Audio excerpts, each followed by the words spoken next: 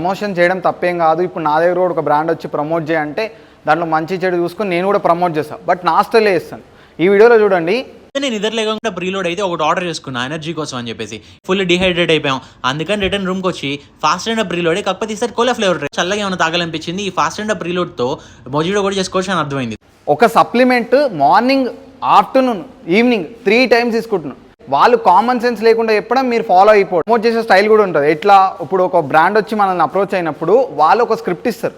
అది కాదురా బై, నేను నా స్టైలే చెప్తాను, మంచి ఏందో చెడేందో చెప్తా అని చెప్పాలి. ప్రమోట్ చేస్తున్నారు, ఎటువంటి డిస్క్లైమర్ లేదు. డిస్క్లైమర్ పక్కన పెట్టండి, దాని అడ్వాంటేజెస్ చెప్తలే, ఏం యూజో కూడా చెప్తలేరు. చేసేటోళ్ళు చూడండి, బ్రాండ్ అప్రోచ్ అవ్వగానే వెనక ముందు కొంచెం కూడా బేసిక్ సెన్స్ లేకుండా దాన్ని ప్రమోట్ చేసేయడం. ఓవర్ డోసేజ్ ఆఫ్ ఎలక్ట్రాల్స్ వల్ల ఏమవుతుంది అంటే మీకు డీజీనెస్, హెడ్ఏక్, స్టమక్ అప్సెట్, మజిల్ ఫటిక్. నేను ఒకటే చెప్తాను, మీరు ఏ సప్లిమెంట్ అయినా సరే మీకు ఫుడ్ నుంచి వస్తలేదు, మీకు అది డెఫిషియన్సీ ఉంది అంటేనే తీసుకోండి.